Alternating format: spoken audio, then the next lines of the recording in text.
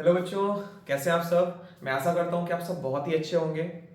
और जैसे कि आपको थंबनेल में देख के आप समझ गए होंगे कि हमारा चैप्टर 15 होने वाला है, जिसका नाम है linear equations in one variable. Okay बच्चों, तो सबसे पहले तो मैं बता दूं आपको कि हमारा चैप्टर नंबर 15 है और चैप्टर नंबर 15 का नाम है linear equations in one variable. Equations in one variables. Okay, तो ये हमारे चैप्टर का नाम होने वाला है।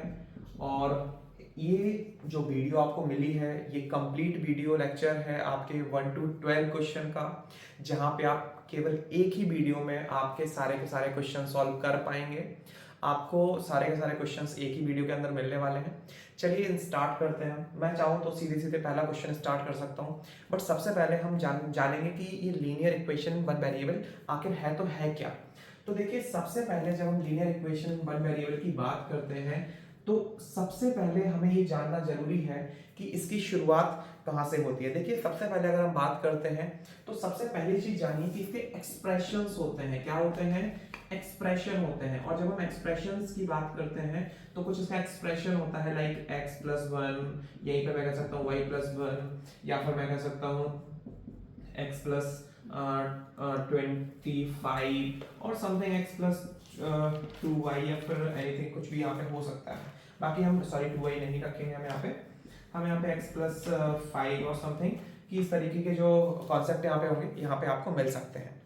इसके बाद जब आपको समझ आया एक्सप्रेशन, तो यहाँ पे हम देखते हैं कि यहाँ पे एक्सप्रेशन के साथ हमें एक वर्ड मिला है यहाँ पे इक्वेशन। तो इक्वेशन क्या होगी? अब अगर इक्वेशन की बात करते हैं तो इक्वेशन का फिनोमेना कुछ इस तरीके से होगा। लाइक अगर हम यहाँ पे लेके चलते हैं x प्लस, मैंने यहाँ पे 1 लिखा हुआ था, इज इक्वल टू में मैं लेके चलता हूँ 5, तो ये कहलाती है हमारी इक्वेशन। ये क्या कहलाती है? हमारी इक्वेशन कहलाती है। तो ये हमारा जो चैप्टर है वो बेस्ड होने वाला है वन वेरिएबल पे। तो अगर मैं वन वेरिएबल की बात करता हूँ तो आपको हमेशा जो इक्वेशंस मिलेंगी वो इसी फॉर्मेट में मिलेंगी, x+5 इज इक्वल टू 9, इस तरीके का कुछ फॉर्मेट होगा। लेकिन अगर मैं बात करता हूँ कि अगर कभी आपको इस तरीके से आप सोचोगे कि क्या हमको इस तरीके से भी कुछ पोर्शन देखने को मिलेगा, तो नहीं, इस तरीके का पोर्शन आपको देखने को नहीं मिलेगा, क्योंकि ये इक्वेशन वन वेरिएबल नहीं है, ये इक्वेशन वन वेरिएबल है। आई होप आपको ये चीज़ समझ आई होगी। थोड़ी सी चीज़ें मैं और आपको समझाना चाहता हूँ। अगर मैं थोड़ी सी चीज़ें और जो समझाने के ऊपर बात करूँ, तो सबसे जरूरी है कि आपको क्लियरिटी होनी चाहिए कि सिंबल्स को आप किस तरीके से यूज करोगे। क्योंकि जब भी इक्वेशंस की बात आती है तो इक्वेशन में हमें प्लस और माइनस, मल्टीप्लाई और डिवाइड को शिफ्ट करना होता है। और सबसे ज्यादा कंफ्यूजन यहीं पे आती है कि प्लस को अगर हम इक्वल के उस साइड लेके जाते हैं तो वो किस में कन्वर्ट होता है, मल्टीप्लाई को लेके जाते हैं तो किस में कन्वर्ट होता है, या फिर सब्सट्रैक्शन को लेके जाते हैं तो वो किस में कन्वर्ट होता है, डिवीजन को लेके जाते हैं तो वो किस में कन्वर्ट होता है। आज मैं आपकी ये जो दुविधा है इसको बिल्कुल दूर कर दूंगा। आप लोग मेरे साथ बने रहिए और समझते रहिए आपका पोर्शन। तो यहाँ पे हम सबसे पहले सिंबल्स के डाउट पहले तो आउट करते हैं। सिंबल्स के डाउट को क्या करते हैं? आउट करते हैं। देखिए, अगर यहाँ पे आपके सामने कोई भी वैल्यू है और वो वैल्यू पॉजिटिव है, तो वो वैल्यू जो पॉजिटिव है वो वैल्यू इक्वल के उस साइड जाके वो नेगेटिव की हो जाएगी। ठीक है, अभी आपको ये थोड़ा थोड़ा मैं जस्ट सिर्फ आपको ये क्लियरिटी रहेगी, पॉजिटिव वैल्यू नेगेटिव हो जाती है। सिर्फ मैं आपको इसलिए समझा रहा हूँ, बाकी ऐसा जनरली नहीं होता है कि हम इस तरीके से कर सकते हैं। ठीक है, जैसे कि अगर मैंने यहाँ पे मान लेता, मैं यहाँ पे 5+x लिखता, तब आपको बेहतर समझ आता कि अगर मैं सिर्फ x को उस तरफ पहुंचाऊंगा तो जो x होगा इधर पे पॉजिटिव का साइन कैरी कर रहा था, तो यहाँ पे नेगेटिव का साइन कैरी करेगा। वहीं पे अगर मैं यहाँ पे 5 - x कर दूं तो जो -x है, जो ये नेगेटिव का साइन कैरी कर रहा है, ये आगे जाके पॉजिटिव का साइन कैरी करेगा। अगर मैं यहाँ पे लिखता 5 × x, तो यहाँ पे मान लो कि 5 × x इज इक्वल टू, मैंने ले लिया 7। तो अब यहाँ पे देखिए आप, अगर मुझे इस 5 को उस तरफ पहुंचाना है, फिर इस x को उस तरफ पहुंचाना है, तो सबसे पहले हमें देखना है दोनों जो है वो मल्टीपल में है एक दूसरे के। तो जब भी कोई मल्टीपल वाली चीज अपनी जगह से हटती है तो इक्वल के उस साइड जाके वो कहाँ पे आ जाती है? डिवाइड में आ जाती है। और इसका जस्ट अपोजिट होगा डिवाइड का, कि अगर कोई चीज डिवाइड में है और अगर मैं उसको उस तरफ भेजता हूँ तो वो किस में आ जाएगी? 5/x। अब यहाँ पे जैसे सपोज करिए मैं x को उस तरफ भेज रहा हूँ तो यहाँ पे हो जाएगा 7x। कुछ इस तरीके से आप ये पोर्शन समझ सकते हैं। आई होप आपको ये समझ आया होगा। या फिर आप सीधा सीधा समझ लीजिए कि इक्वल के इस तरफ प्लस रहता है और इक्वल इक्वल के उस तरफ जाएगा, ये प्लस तो माइनस में कन्वर्ट हो जाएगा, माइनस है तो वो फिर प्लस में कन्वर्ट हो जाएगा, और डिवाइड में है तो उस तरफ जाके मल्टीप्लाई में होगा, और मल्टीप्लाई में है तो वो जाके डिवाइड में कन्वर्ट हो जाएगा। आई होप आपको इतना समझ आ गया होगा। अब हम चलते हैं हमारे प्यारे से क्वेश्चंस की तरफ, जहां पे हम देखने वाले हैं हम उनको कैसे सॉल्व करेंगे। चलिए, तो आई होप आपको सबसे पहले तो जो मोस्ट इंपोर्टेंट पार्ट था सिंबल का वो आपको समझ आ गया होगा कि प्लस का माइनस में चेंज होता है और माइनस का प्लस में चेंज होता है, मल्टीप्लाई का डिवीजन में चेंज होता है और डिवीजन का मल्टीप्लाई में चेंज होता है। चलिए हम बढ़ते हैं हमारे पहले क्वेश्चन की तरफ। मैं चैप्टर का जो नेम है वो यहाँ से हटा रहा हूँ क्योंकि आप लोगों को क्लियर हो गया है कि आप चैप्टर नंबर 15 पढ़ रहे हैं, class 8 ICSE green earth publication की हम बुक यूज कर रहे हैं, और हम यहाँ पे फर्स्ट क्वेश्चन को स्टार्ट करते हैं। तो यहाँ पे हमारा होगा क्वेश्चन नंबर फर्स्ट, और क्वेश्चन नंबर फर्स्ट का भी ए नंबर है, तो हम यहाँ पे ए नंबर को सबसे पहले क्वेश्चन को नोट करेंगे।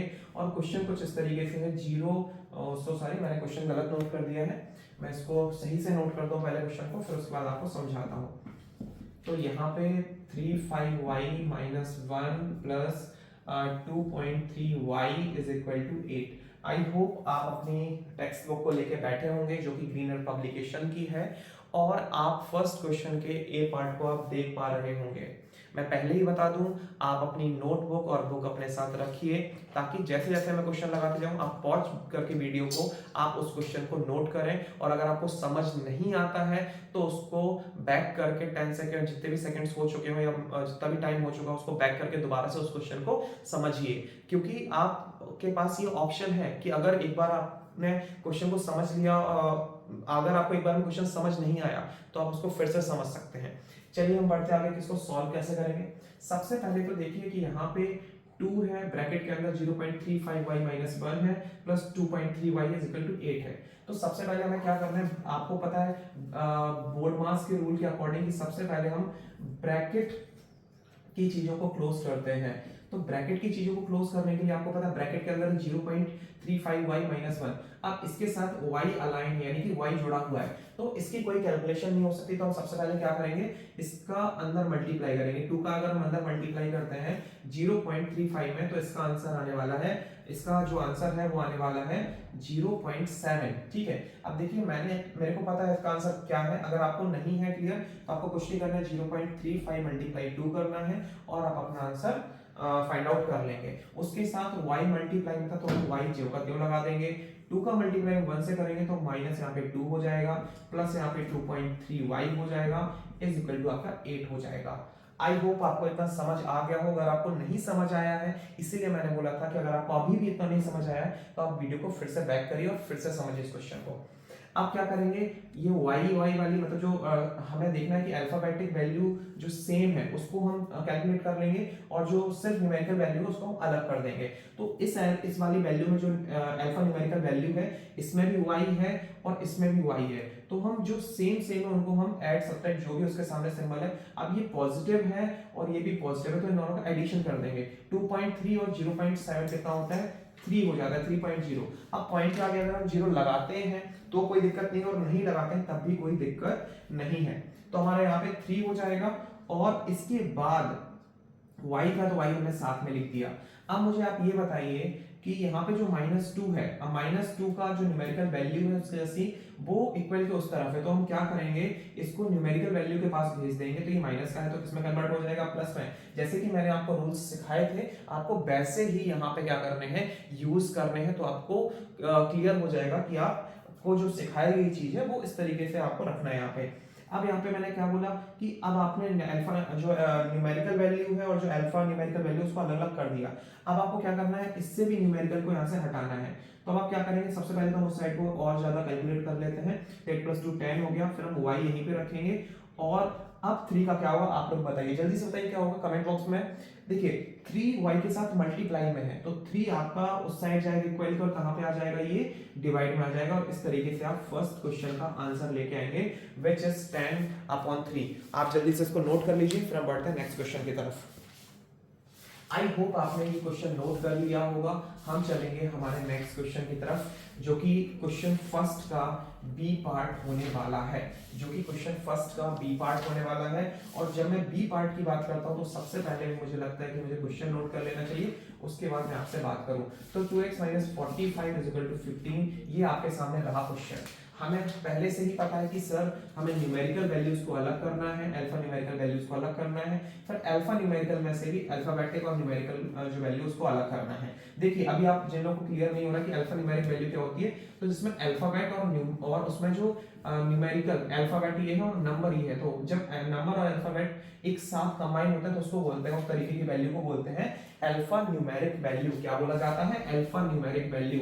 और यहाँ पे अल्फाबेटिक वैल्यू सिर्फ अगर x है तो ये अल्फाबेटिक वैल्यू है, सिर्फ अगर कोई नंबर है तो ये हमारा न्यूमेरिकल वैल्यू है। चलिए, तो यहाँ पे -45 है, ये इसको अगर मैं उस तरफ भेज दूं तो हमारा ये किस में हो जाएगा? ये हमारा हो जाएगा पॉजिटिव में, क्योंकि यहाँ पे नेगेटिव है। तो 2x = 15, 45 + 15 हमारा कितना हो जाएगा? 60 हो जाएगा।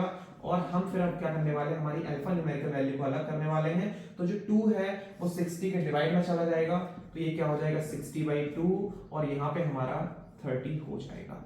आई होप आपको सेकंड क्वेश्चन भी समझ आ गया होगा। अभी इसको कट करना नहीं आता है, समझिए मैंने कैसे किया। यहाँ पे 60/2 था, 2 3 जा 6, जीरो का कुछ होगा नहीं तो मैंने जीरो रख दिया। अगर आपको ऐसे नहीं बनता है यू कैन यूज इट, अगर आपको ऐसे भी नहीं बनता है तो आप इसका ऐसे भी कर सकते हैं। 60 को हम 6 × 10 लिख सकते हैं, डिवाइड बाई 2, 2 5 जा 10, 6 और 5 कितना हो सकता है? 30 हो सकता है। There are lots of types, या फिर हम लॉट्स ऑफ तरीके से हम कर सकते हैं, there are lots of methods कि हम एक ही चीज को अलग अलग तरीके से सॉल्व कर सकते हैं। आप जिसमें सुटेबल हो आप उसको करिए। बाकी यदि आप अपनी मैथ्स को बहुत ज्यादा फास्ट करना चाहते हैं तो हमारा दूसरा चैनल है जिसका नाम है त्रिपाठी वैदिक मैथ्स क्लासेस, वहां पे हम इस तरीके के ट्रिक्स वाली वीडियोस लाए हुए हैं। तो आप अगर चाहते हैं तो आप उन वीडियोस को भी वॉच कर सकते हैं। चलिए हम बढ़ते हैं हमारे नेक्स्ट क्वेश्चन की तरफ। आई होप आपने क्वेश्चन नोट कर लिया होगा, नहीं नोट किया तो जल्दी नोट कर लीजिए। हम बढ़ते हैं हमारे क्वेश्चन नंबर सी की तरफ। चलिए, तो अब हमारा आने वाला है नेक्स्ट क्वेश्चन, जो कि पहले का ही सी है, जिसकी वैल्यू है 3a - 42 = 18, और ये हमारा क्वेश्चन होने वाला है सी नंबर। तो यहाँ पे 3a रहेगा = 18। मैंने बोला था जो न्यूमेरिकल वैल्यू उसको अगर हम उस साइड भेजते हैं तो ये पॉजिटिव हो जाएगी, क्योंकि यहाँ पे ये नेगेटिव थी 3a, और हम 42 और 18 को ऐड करते हैं तो ये 60 हो जाता है। अब अगेन a यहाँ पे है जो कि मल्टीप्लाई में 3 के साथ, तो 3 को अगर मैं न्यूमेरिकल वैल्यू के पास भेजूंगा जो कि मल्टीप्लाई में था, वो कहाँ पे चला जाएगा? डिवाइड में। कट करेंगे, 3 2 जा 6, 0 का 0 हुआ, तो यहाँ पे हमने लिख दिया 20। इस तरीके से हमारे सी पे भी वैल्यू आ जाती है विच इज 20। आई होप आपको आंसर्स आपको जो क्वेश्चन मैंने सॉल्व किया वो क्लियर हो गया होगा। जल्दी से इसको भी नोट कर लीजिए, फिर हम बढ़ते हैं नेक्स्ट क्वेश्चन की तरफ। चलिए हम बढ़ते हैं नेक्स्ट क्वेश्चन की तरफ, जो कि हमारा होने वाला है डी नंबर। और डी नंबर भी जैसे अभी हमने 3 क्वेश्चन बहुत ही मजेदार तरीके से किए हैं, वैसे ही डी नंबर भी होने वाला है। ठीक है, आपको किसी भी क्वेश्चन में घबराना नहीं है। अगर आपको समझ नहीं आता है तो मैं आपको बता चुका हूं आपको क्या करना है। आपको वीडियो को दोबारा से बैक करके आपको उस क्वेश्चन को फिर से देख लेना है। ठीक है, तो अब यहाँ पे हम देखते हैं कि यहाँ पे अल्फा न्यूमेरिकल वैल्यू को तो हम अलग ही रखते हैं, = 3 हमारा इधर पे उस साइड जाएगा तो माइनस में हो जाएगा, तो -6 - 3, तो यहाँ पे 2x/5 = -9 हो जाएगा। ठीक है, उसके बाद अब हमारे पास अब जो मेथड यूज करेंगे उस मेथड को हम बोलते हैं cross multiplication method. So sorry बच्चों, अगर आपको बीच बीच में कोई आवाजें आ रही हो, क्या है रात के 2-3 बज चुके हैं तो फैन चल रहे हैं। ठीक है, तो अगर थोड़ी सी आवाज आती है तो आप इसमें मैनेज करिएगा। चलिए हम बढ़ते हैं क्वेश्चन की तरफ। तो यहाँ पे अपॉन में 1 है, तो यहाँ पे 2x हो जाएगा और माइनस का यहाँ पे 45 रहेगा। मैंने बोला था अल्फा न्यूमेरिकल वैल्यू को अलग करने के लिए हम क्या करेंगे, उसके मल्टीपल को हम उस साइड भेजेंगे तो वो कहाँ पे चला जाएगा? डिवाइड में। और हमारा नेक्स्ट आंसर भी आ चुका है, आप लोग जल्दी से इसको नोट कर लीजिए। ओके, सो हमारा -45/2 आंसर आ चुका है। अब हम बढ़ेंगे नेक्स्ट क्वेश्चन की तरफ, जो कि हमारा होने वाला है डी नंबर। सॉरी, ई नंबर होने वाला है हमारा, डी नंबर कर चुके हैं। सो सॉरी बच्चों। चलिए ई नंबर में चलते हैं। सो ई नंबर को जब मैं नोट करता हूँ तो यहाँ पे हमारा 5a माइनस 2 है प्लस 5 है, 2a प्लस 4 है इज इक्वल टू 4 है। चलिए हम इस क्वेश्चन को सॉल्व करते हैं। तो सबसे पहले हमारे पास यहाँ पे रहेगा 3 का मल्टीप्लाई हम क्या करेंगे, अंदर कर देंगे। तो 3 5 जा 15a, 3 2 जा 6 हो जाएगा, क्योंकि पहले हमने इसके साथ मल्टीप्लाई किया, फिर हम इसके साथ मल्टीप्लाई करेंगे। ओके बच्चों, फिर हम यहाँ पे यूज करेंगे प्लस 5 का हम यूज करेंगे, मतलब मल्टीप्लाई करेंगे तो 5 2 जा 10 और a जो का त्यों रहेगा। फिर इसी का मल्टीप्लाई हम इसके से करेंगे तो हमारे यहाँ पे हो जाएगा 20 और यहाँ पे हो जाएगा हमारा 4। तो हम क्या करने वाले हैं, जो सेम वैल्यूज है उनको हम सॉल्व करेंगे। तो 15 और 10 कितना होता है, हमारा हो जाता है 25 नॉट 35 माइनस 6 और प्लस 20, तो 20 में से 6 जाता है तो हमारा यहाँ पे बचेगा प्लस का 14 is equal to 4। I hope आपको इतना क्वेश्चन समझ आ गया होगा। अब यहाँ पे हमने एक गलती कर दी है, क्या आप लोग को गलती दिखाई दी, यहाँ पे a हम भूल चुके हैं, तो यहाँ पे 25a होने वाला है। अब 25a इज इक्वल टू 4 तो यहीं पे रहेगा। इस न्यूमेरिकल वैल्यू को हम उस तरफ भेजेंगे तो माइनस का 14 हो जाएगा, और जब भी माइनस की वैल्यू बड़ी होती है तो आंसर भी किस में आता है बच्चों, माइनस में आता है। तो a इज इक्वल टू हमारा क्या हो जाएगा, माइनस 10/25। तो या तो अब आप इसी को आंसर कंसीडर कर सकते हैं, या फिर आप चाहें तो इसको और कट कर सकते हैं। 5 की टेबल में दोनों आते हैं, 5 2 जा 10 एंड 5 5 जा 25। तो आपका आंसर माइनस का 2/5 भी सही माना जाएगा, और आपका आंसर माइनस का 10/25 भी सही माना जाएगा। मैं आशा करता हूं कि आपको ये सारे क्वेश्चन समझ आ रहे होंगे। हम बढ़ते हैं नेक्स्ट क्वेश्चन की तरफ, जो कि हमारा होने वाला है एफ नंबर।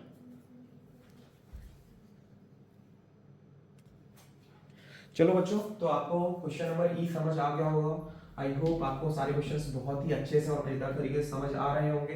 फिर भी अगर आपको कोई भी क्वेश्चन समझ नहीं आता है तो आप मुझे कमेंट बॉक्स में बता सकते हैं, मैं आपको दोबारा से उस क्वेश्चन को समझा दूंगा जैसे भी मुझे पॉसिबल होगा। ओके बच्चों, चलिए तो क्वेश्चन नंबर एफ की तरफ हम बढ़ते हैं। तो यहाँ पे हमारा 9x + 5 is equal to 4x - 2 + 8 रहने वाला है। इसको हम कैसे सॉल्व करेंगे, पहली बात है बच्चों की हम ब्रैकेट्स को हटा लेते हैं।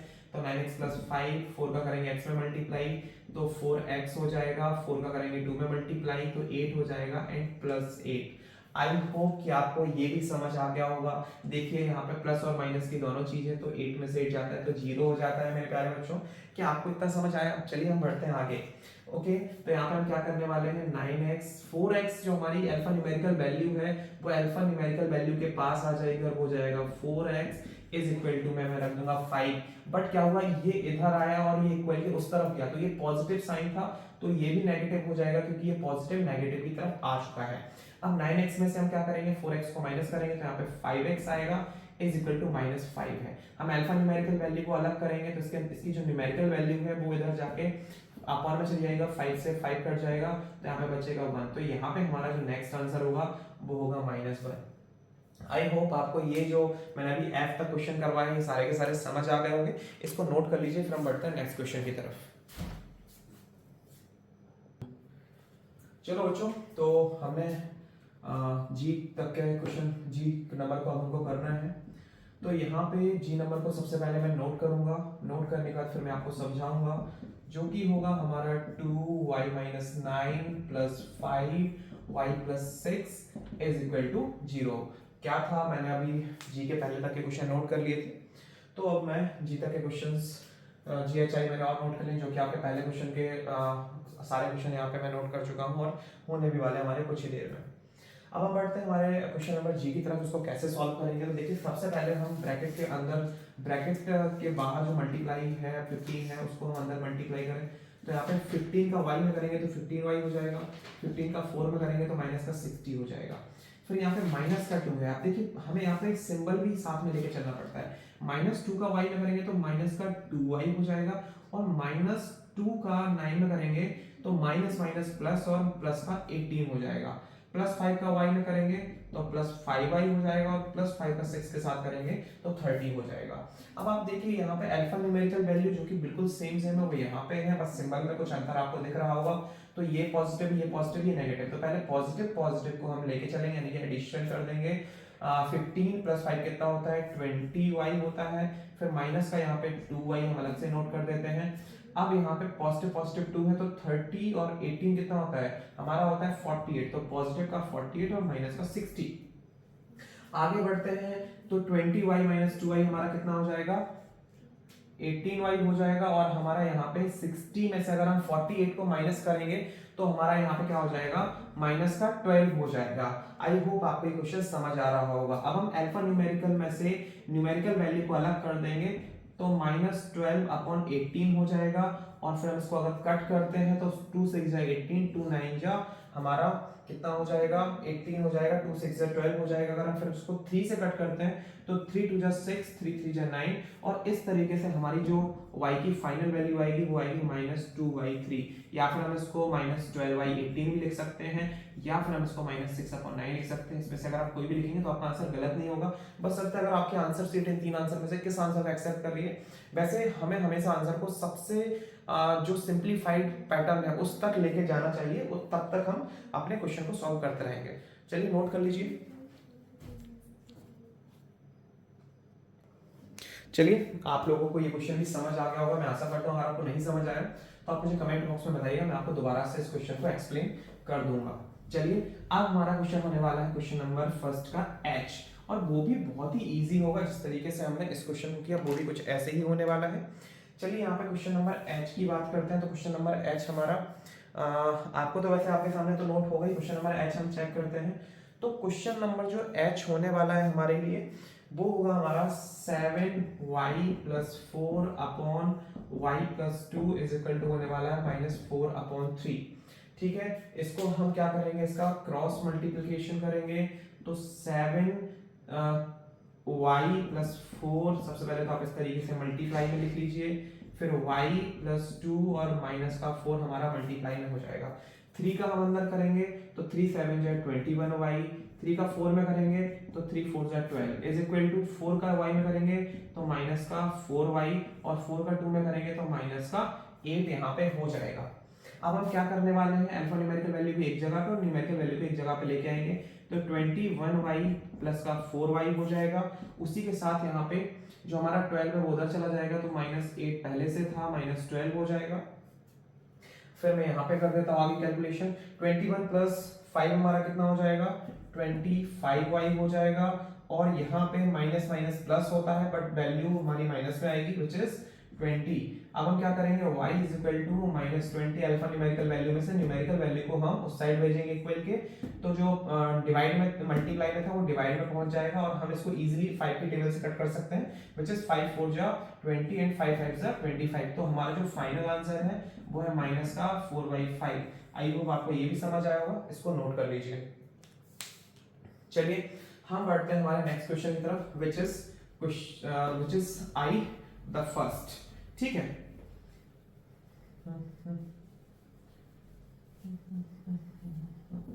चलिए क्वेश्चन नंबर I को हम देखते हैं यहाँ पे। तो क्वेश्चन नंबर I में हमारा होगा 2x - 7 - 5x अपॉन में हमारा होने वाला है 9x - 4 - 2x = हमारा होगा 3/7। इसको सर कैसे सॉल्व करेंगे, अगेन ये भी बहुत इजी है। सबसे पहले तो हम यहीं से सिंबल्स को सॉल्व करना स्टार्ट करते हैं। तो माइनस का अगर ब्रैकेट के अंदर मल्टीप्लाई होगा तो माइनस का 7 हो जाएगा, जो ऑलरेडी माइनस का था, क्योंकि माइनस माइनस क्या होता है प्लस होता है, तो हमारा प्लस का 5x हो जाएगा। यहाँ पे हमारा 9x है, माइनस का जाएगा तो माइनस का 4 हो जाएगा, माइनस माइनस हमारा प्लस होता है, तो हमारा बेटा यहाँ पे क्या हो जाएगा 2x हो जाएगा। अगेन 3/7, हमें इससे कोई दिक्कत नहीं है, हमने इसका क्रॉस मल्टीप्लिकेशन करना है। मैंने क्रॉस मल्टीप्लिकेशन करना आपको सिखाया कि 7 2 हमारा 14x होना चाहिए, 7 7 माइनस का 49, 7 5 35x = 3 9 27x, 3 4 12 यानी कि -12, 3 2 6 यानी कि 6x यहाँ पे हमारा होगा। चलिए मैं आशा करता हूँ कि आप मेरे साथ जुड़े हुए हैं, तो आपको ये क्वेश्चन समझ भी आ रहे होंगे। हम बढ़ते आगे की तरफ। तो 14x और अगर हम 35x को ऐड कर देते हैं तो 39 एंड यहाँ पे हमारा हो जाएगा 49x, और हमारा ये 49 है, हम इसको एज इट इज लिख देते हैं बिकॉज ये अल्फा न्यूमेरिकल वैल्यू है बेटा, और ये सिर्फ और सिर्फ न्यूमेरिकल वैल्यू है। आगे बढ़ते हैं तो 27 एंड प्लस 6x है, तो 27 और 6 कितना होता है, बिल्कुल सही बोला आपने 33x होता है, और यहाँ पे हमारा हो जाएगा 12। चलिए हम बढ़ाते हैं इस क्वेश्चन को कि अल्फा न्यूमेरिकल वैल्यू को अल्फा न्यूमेरिकल वैल्यू के साथ कर देते हैं और न्यूमेरिकल वैल्यूज को न्यूमेरिकल वैल्यूज के साथ रख देते हैं। तो यहाँ पे हमारा 49x होने वाला है, ये 33x इधर पे पॉजिटिव का है, तो ये यहाँ पे आके नेगेटिव का हो जाएगा क्योंकि इक्वल के इस साइड आया है, और 49 उस साइड जाके हमारा पॉजिटिव का हो जाएगा, जो कि कुछ इस तरीके से आपको समझ आएगा। आगे बढ़ते हैं कि अब इसको कैसे सॉल्व करेंगे।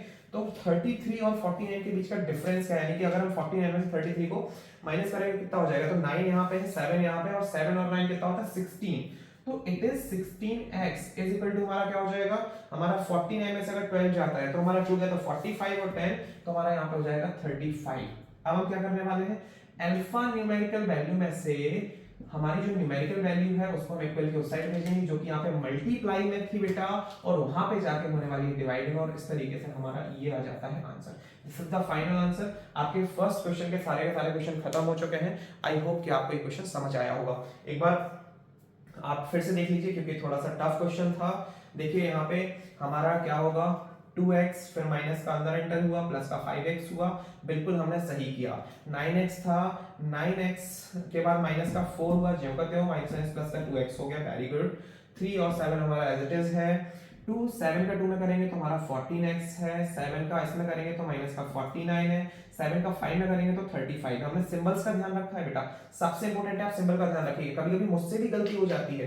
अब देखिए हम यहाँ पे आगे क्या करेंगे, 3 9 जा 27x, क्योंकि यहाँ पे x है तो हमने x रख दिया, 3 4 जा 12 जो कि माइनस में होगा, और 3 2 जा 6x जो कि 6x होने वाला है। फिर मैंने क्या बोला, 35 और 14 को यहाँ पे हमें क्या करना था बेटा, ऐड करना था, तो 39 और 10 49, तो it is 49x is correct. फिर यहाँ पे माइनस 49 है वो हमने एज इट इज लिख दिया। अब 27 एंड 6 कितना होता है, तो इट इज 33x, बिल्कुल सही है, माइनस 12 बिल्कुल सही है।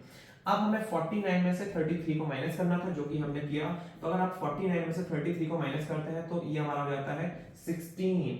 ओके ओके ओके, देखिए गलती हमसे हो चुकी थी और हमने यहाँ पे फाइंड आउट कर लिया। अगर मैं दोबारा ना लगाता तो हमें वो क्वेश्चन वापस ना मिलता। तो यहाँ पे अरे नहीं नहीं सही था, सो सॉरी बच्चों, सही है। उसके बाद हमारे यहाँ पे माइनस का 49 उस साइड गया तो प्लस का हो गया। अगर हमने 49 में से मेरे बच्चों 12 माइनस किया तो 9 2 7 हो जाता है, और 4 1 3 हो जाता है, और मुझे गलती की आशंका यहाँ पे थी और वो गलती मुझे मिल चुकी है। तो यहाँ पे हमने 37 कर दिया, और ऑटो करेक्ट तो नहीं होगा, ये हमें ही करेक्ट करना पड़ेगा। कभी कभी हमसे भी गलतियां हो जाती हैं, तो इसीलिए मैं बार बार कहता हूँ अपने ऑफलाइन क्लासेस में स्टूडेंट से कि जब भी आप अपने एग्जाम पेपर को करिए या फिर आप घर पे जब भी क्वेश्चन करने बैठते हैं, तो सबसे मोस्ट इंपॉर्टेंट और टिपिकल पार्ट होता है कि कैलकुलेशन मिस्टेक्स। आपका अगर सपोज करिए बहुत बड़ा क्वेश्चन है और उसका आंसर आपको बहुत ही इजी और बहुत ही अच्छे तरीके से आता है, पर अगर इतनी सी भी माइनस और प्लस की कैलकुलेशन मिस्टेक है ना बच्चों, तो वो पूरा क्वेश्चन गलत कर देती है, और फिर हमें अपने इतनी सारी जो की गई मेहनत है हमारे द्वारा, उससे हमें हाथ धोना पड़ता है। तो मैं आशा करता हूँ मेरे प्यारे बच्चे अपनी कैलकुलेशन मिस्टेक्स को कम से कम करके एक दिन बिल्कुल जीरो कर देंगे, और आपके फाइनल पेपर आने तक आपकी कैलकुलेशन मिस्टेक्स बिल्कुल आपसे होनी ही नहीं चाहिए। आप इतने सावधानी से अपने क्वेश्चंस को करिए। चलिए हम बढ़ते हैं हमारे नेक्स्ट क्वेश्चन की तरफ, क्योंकि हमारा पहला क्वेश्चन पूरा, हमारा जो फर्स्ट क्वेश्चन है वो पूरी तरीके से हमारा हो चुका है। उसके सारे के सारे मैंने जो आई तक पार्ट्स थे वो आपको करवा दिए हैं। अब हम करेंगे क्वेश्चन नंबर सेकंड। अब हम करने वाले क्वेश्चन नंबर सेकंड, क्योंकि क्वेश्चन नंबर सेकंड से लेके आपके जो क्वेश्चन नंबर 12 तक है वो सारे के सारे बर्ड्स प्रॉब्लम क्वेश्चन है। और बर्ड्स प्रॉब्लम क्वेश्चन आपको पता है कि बर्ड्स प्रॉब्लम क्वेश्चन करने में हमें थोड़ी सी दिक्कत जाती है, बट बच्चों कोई दिक्कत नहीं है, मैं आपके साथ हूं और आपको मैं पहले बर्ड प्रॉब्लम को अच्छे से समझाऊंगा, उसके बाद मैं आपको उसको क्वेश्चन को सॉल्यूशन कैसे करेंगे उसको अच्छे से एक्सप्लेन करूंगा, और हम बढ़ेंगे हमारे क्वेश्चन की ओर। चलिए तो ये हमारा सेकंड क्वेश्चन है, और सेकंड क्वेश्चन हमारा एक पूरा आप समझ पा रहे हैं कि वर्ड प्रॉब्लम है, जो कि अक्सर बच्चों के लिए बहुत ज़्यादा टफ हो जाती है, बट डोंट वरी, अगर आप मुझे देख रहे हैं तो आपके लिए क्वेश्चन बहुत ही इजी होने वाला है। चलिए हम समझते हैं क्वेश्चन को। देखिए यहाँ पे बोला गया Ram and Mohan are brothers. पहली बात तो ये दो भाई हैं, कौन कौन, राम और मोहन। फिर बता रहा है कि जो राम की प्रेजेंट एज है, राम की जो प्रेजेंट एज है वो 3 साल ज्यादा है, twice of the present age of the Mohan. मतलब इन्होंने बोला है कि मोहन की एज कुछ है, इन्होंने मान ली, इन्होंने बोला कि मोहन की एज कुछ है, तो लेट हम करते हैं, लेट मोहन्स एज, लेट या फिर लेट मोहन्स प्रेजेंट एज, हम लेके चलते हैं Mohan's present age is equal to x। क्या आप बताइए, आपको इसमें कोई डाउट हुआ? मतलब उसने कहा है कि आप ऐसा मान लीजिए, आप अपने आप को एज्यूम करिए, मुझे एज्यूम करिए, तो मैंने कहा मेरी एज आपसे 2 गुना ज्यादा, और 2 गुना ज्यादा में भी आप अगर 3 ऐड कर दो उसके बराबर है। तो सबसे पहले तो आपको क्लियर होना चाहिए कि आपकी एज क्या है। मान लीजिए आपकी एज 10 ईयर है, आप 10 ईयर के हो, तो मेरी एज आपसे पहले तो 2 टाइम्स यानी कि 10 मल्टीप्लाई टू 20, उसमें भी 3 इयर्स ज्यादा, तो यानी कि 23, तो मैं 23 इयर्स का हूं और आप 10 इयर्स के हैं। बट अभी मुझे पता नहीं है कि आप कितने ईयर के हो, तो मैंने लेट किया है कि आप x ईयर के हो। तो मैंने यहाँ पे लेट किया कि यहाँ पे इस तरीके से मैंने आपको क्वेश्चन को समझा दिया। तो let Mohan's percentage x year. अब मोहन की परसेंटेज है तो राम एंड मोहन इन्होंने बोला, तो राम की एज क्या होगी, तो हमें लेना पड़ेगा राम्स प्रेजेंट एज। अब उसने बोला आपकी एज के पहले तो 2 टाइम्स यानी कि 2 मल्टीप्लाई x, बिल्कुल सही हुआ हमारा। उसके बाद बोल रहा है उससे भी 3 ईयर मोर, तो यहाँ पे 3, तो हमने इसको सॉल्व करेंगे तो यहाँ पे हमारा हो जाएगा 2x + 3। आई होप आपको इतना क्वेश्चन समझ आ गया होगा, और अगर आपको बच्चों नहीं समझ आया है तो आप इसको फिर से बैक करिए और आपको इस वीडियो को देखना पड़ेगा, तो आपको समझ आ जाएगा। फिर कह रहा है इफ यदि the sum of their present age, अगर उन दोनों की प्रेजेंट एज को हम जोड़ दें तो दोनों की प्रेजेंट एज जो होगी, मतलब दोनों की प्रेजेंट एज का जो एडिशन होगा जो वो होगा 27। तो हमने कहा ठीक है भाई ऐड करते हैं। तो पहले मोहन एज, यानी कि उसने बोला दोनों की जो एज है मोहन्स एज और उसके साथ जो राम की एज है राम्स एज, हम दोनों को क्या करते हैं बच्चों ऐड कर देते हैं। तो मोहन की एज क्या है मेरे प्यारे बच्चों, x है प्लस इसकी 2x + 3 है, और अगर दोनों का एडिशन कर देते हैं तो क्वेश्चन में साफ साफ बोला है मेरे प्यारे बच्चों कि कितना हो रहा है 27 हो रहा है। और x और 2x कितना होता है 3x होता है, प्लस 3 = 27। अब देखिए, अब जब इतना आपको समझ आ गया है तो यहाँ पे आपको मैंने बताया था अभी थोड़ी देर पहले कि हम न्यूमेरिकल वैल्यू को अलग रखेंगे और जो न्यूमेरिकल वैल्यू उसको न्यूमेरिकल वैल्यू के पास भेज देंगे। तो यहाँ पे आप समझिए 3x यहीं पे रहेगा, 27 में से अगर हम ये 3 उस साइड जाएगा तो नेगेटिव हो जाएगा, तो हमारा यहाँ पे हो जाएगा कितना 24। तो x यहीं पे रहेगा, न्यूमेरिकल वैल्यू वहां पे जाएगी जो कि डिवाइडिंग हो जाएगी, और 3 8 जाए 24। तो हमने x की वैल्यू क्या बच्चों फाइंड आउट कर ली है, x की वैल्यू हमने फाइंड आउट कर ली है जो कि हमारी 8। अब मेरे प्यारे बच्चों समझिए, इतना आपका आंसर यहां तक आ गया। अगर आपको इतना समझ आ गया है तो बहुत ही अच्छी बात है, अदरवाइज आप इसको बैक करिए आपको समझ आ जाएगा। तो इसका मतलब है कि मोहन्स की परसेंटेज x थी और x की वैल्यू मेरे बच्चों क्या है 8 है। Very good. तो इसका मतलब सर कि मोहन 8 इयर्स का है। यस बेटा मोहन 8 इयर्स का है। तो क्या ये 19 ईयर का होगा, कौन राम? क्यों बेटा, कैसे किया आपने? 27 में से सर मैंने 8 माइनस कर दिया क्योंकि इन दोनों का ऐड था, तो माइनस कर दिया तो 19 आया। बट सर इसको सॉल्व करिए आप। तो बेटा चलिए चलते सॉल्व करते हैं। तो 2x + 3 था मेरे प्यारे बच्चों, 2 की जगह पे एज इट इज, x की जगह पे 8 + 3, तो 2 8 = 16 + 3 = 19। तो ये आपके बेटा किसकी, मोहन की एज है और ये आपके राम की एज है। तो इस तरीके से हम इसका आंसर यहाँ पर लिख सकते हैं कि हमारा जो प्यारा मोहन था, मोहन्स जो एज है, मोहन्स की जो एज है प्रेजेंट एज है वो मेरे बच्चों कितनी है 8 इयर्स है। जबकि यहाँ पे जो राम की जो प्रेजेंट एज है मेरे प्यारे बच्चों वो कितनी है, वो है मेरे प्यारे बच्चों 19 ईयर। और इस तरीके से हमारे सामने हमारा क्वेश्चन के आंसर का सॉल्यूशन है। आई होप आपको ये क्वेश्चन समझ आ गया होगा। हम बढ़ते हैं नेक्स्ट क्वेश्चन की तरफ, आप तब तक इसको नोट कर लीजिए। चलिए बच्चों, तो हम क्वेश्चन नंबर 3 सॉल्व करेंगे। जैसे कि क्वेश्चन नंबर 3 मेरे पीछे लिखा हुआ है, आप पढ़िए। सम ऑफ 3 कॉन्सेक्यूटिव मल्टीपल्स ऑफ 8। सबसे पहले कॉन्सेक्यूटिव मल्टीपल्स, जैसे कि आप पहले पढ़ते आ रहे हैं तो आपने अगर मल्टीपल ऑफ 8 नहीं था यहाँ पे जब, तो हम लिख देते थे x + 1 x + 2 x + 3, इस तरीके से हम यूज करते थे। अब आज हमारे साथ मल्टीपल ऑफ 8 बोला है तो हमें उसके लिए बेटा करना पड़ेगा। तो सबसे पहले तो हम जैसे x लिखते थे तो हमें यहाँ पे 8x लिखना पड़ेगा। तो हम यहाँ पे लेके चलते हैं मल्टीपल ऑफ 8, और वो भी क्या, कॉन्सेक्यूटिव नंबर। क्या लेके चलेंगे मेरे बच्चों, कॉन्सेक्यूटिव नंबर मल्टीपल ऑफ 8, और वो भी कितने नंबर्स मेरे बच्चों 3 नंबर्स हम यहाँ पे लेके चलेंगे, 3 कॉन्सेक्यूटिव नंबर्स। तो सबसे पहले तो हमारा 8x हो जाएगा, फिर हमारा दूसरा होगा वो होगा 8x + 8, और जो अगला वाला होगा हमारा वो क्या हो जाएगा 8x + 16। ठीक है बेटा, वैसे ऐसे मैंने कोई बहुत बड़ी साइंस नहीं लाई मेरे प्यारे बच्चों। अगर आपको समझना है तो आप ऐसा समझिए कि हम जनरली कॉन्जिक्यूटिव नंबर्स लेते हैं एक बढ़ा के। तो पहले x लिया, फिर x प्लस 1 लिया, फिर हमने x प्लस 2 लिया, और उसने बोला मल्टीपल ऑफ 8, तो 8 का सब में मल्टीप्लाई कर दो, तो ये हमारा 8x हो गया। फिर इसमें करेंगे तो 8x प्लस 1 का 8 में हुआ तो 8 हो गया। फिर इसका करेंगे तो 8x प्लस 8 टू 16, और इस तरीके से हमने इसको कर लिया। तो बच्चों हमारे सामने ये 3 consecutive multiples, 3 consecutive numbers multiple of 8 हमारे सामने आ चुके हैं। उसने बोला है अगर आप इन तीनों को ऐड करते हो तो जो आपका आंसर होगा वो कितना होगा मेरे प्यारे बच्चों, 96 होगा। तो मेरे प्यारे बच्चों हमें कुछ भी नहीं करना है, हमें तीनों को ऐड कर देना है, और जब हम ऐड कर देंगे तो इसका आंसर उसने हमें पहले ही बता दिया है कि इसका आंसर 96 आएगा। भले ही हमें x नहीं पता है कि क्या है, बट हमें ये पता है कि अगर हम इन सबको ऐड कर देते हैं तो हमारा आंसर 96 आता है, और अगर हमें ये पता है तो हम इस क्वेश्चन को सॉल्व कर सकते हैं। अब देखिए सेम अल्फा न्यूमेरिकल वैल्यूज हमारे सामने 3 है, जो कि 8x 8x 8x होता है। तो हमारे सामने इनका आंसर एडिशन के बाद हमारा कितना आएगा बेटा, 24x आएगा।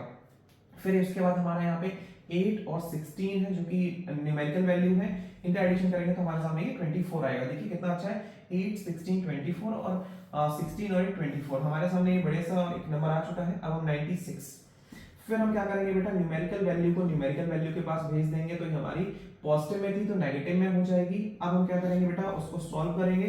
तो 96 में से 24, तो पहले तो हमारा यहाँ पे 4 माइनस होगा तो 92, फिर हमारा उसका 82, और हमारा यहाँ पे हो जाएगा मेरे बच्चों 72। अब मेरे प्यारे बच्चों अल्फा न्यूमेरिकल वैल्यू में से न्यूमेरिकल वैल्यू को हम उस साइड भेजेंगे, तो ये मल्टीप्लाई में 1 थी, इस कारण से इधर पे जाके हो जाएगी ये डिवाइड में, और 24 3 टाइम्स क्या होता है मेरे प्यारे बच्चों, 72 होता है। तो इस तरीके से हमें x की वैल्यू मेरे बच्चों कितनी मिल गई, 3 मिल चुकी है। चलिए मेरे प्यारे बच्चों, बोला क्या था आपको फाइंड करना है मल्टीपल्स। तो पहला मल्टीपल है मेरे प्यारे बच्चों, पहला मल्टीपल है हमारा 8x। हम 8x की जगह पे हम क्या पुट करेंगे मेरे बच्चों, 3 पुट करेंगे। तो 8 3 जो मेरे बच्चों कितना होता है, 24। तो the first answer is 24। Check कर लीजिए आप, बिल्कुल हमारा 24 आ चुका है मेरे प्यारे बच्चों। और हम 8x प्लस 8 दूसरे का हम चेक करेंगे, तो 8 के साथ x है, क्योंकि 8 के साथ x है तो x की वैल्यू 3 हमें ऑलरेडी पता है, इसमें हम 8 ऐड करेंगे। जल्दी से इसका आंसर कमेंट बॉक्स में कमेंट करिए, ओके। फिर हमारा नेक्स्ट है 8x plus 16 is equal to 8 multiply 3 plus 16। I hope आप लोगों ने इन दोनों के आंसर सोच लिए होंगे, कैलकुलेट कर लिया होगा और कमेंट बॉक्स में दे दिया होगा। ठीक है, तो मैं कर देता हूं जल्दी से। 8 3 से कितना होता है, 24 होता है। 24 और 8 कितना हो जाएगा हमारा, हो जाएगा 32। ये आ गया हमारा सेकेंड आंसर, आपका पहले आ चुका है। 24 और 16 हमारा कितना हो जाएगा, ये हो जाएगा हमारा 40। आई होप आपको ये क्वेश्चन समझ आ गया होगा, जहां पे हमारे 3 कॉन्सेक्यूटिव मल्टीपल्स जो हमारे आंसर में आए हैं वो है 24 32 एंड 40।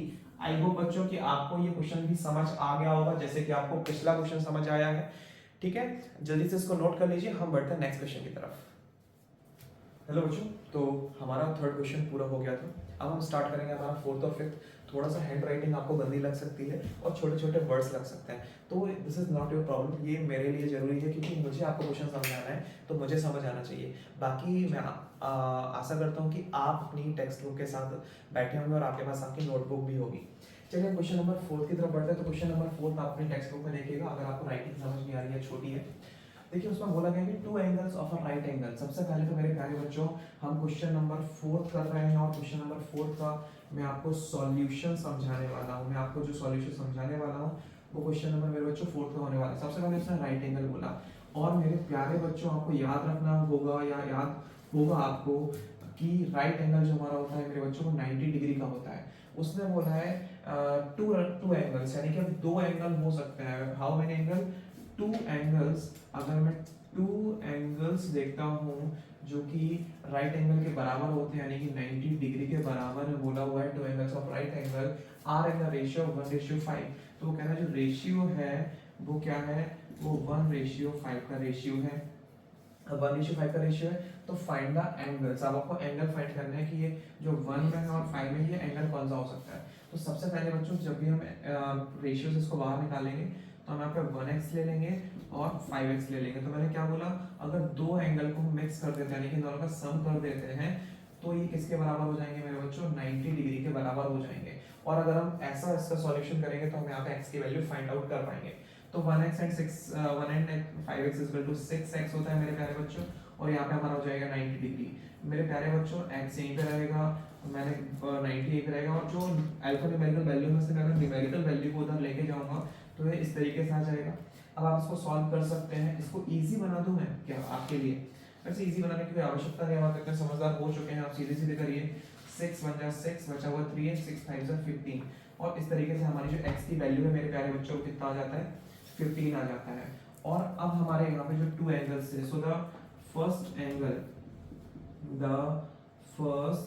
एंगल इज मेरे प्यारे बच्चों को था 1x, तो 1 multiply 15 and it gives us 15, so the first answer is 15। And the second angle मेरे प्यारे बच्चों, हम बात करते हैं सेकंड एंगल इज कितना है मेरे प्यारे बच्चों? वो है हमारा 5x, और 5 मल्टीप्लाई 15, तो दूसरा एंगल मेरे बच्चों होने वाला है 75।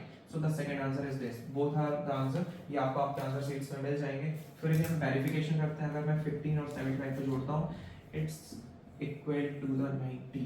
चलिए हमारा ये क्वेश्चन हो गया है, हम बढ़ेंगे फिफ्थ क्वेश्चन की तरफ। आप इसको नोट कर लीजिए। आई होप आपने इस क्वेश्चन को नोट कर लिया होगा। आप पॉज कर लिया करिए और नोट कर लिया करिए। अब हम क्वेश्चन 5 सॉल्व करते हैं, क्वेश्चन नंबर 5 सॉल्व करते हैं। और क्वेश्चन नंबर 5 हमसे क्या कह रहा है उसके पहले मैं आपसे ये जानना चाहता हूँ कि आप क्वेश्चन नंबर 4 आपको समझ आया?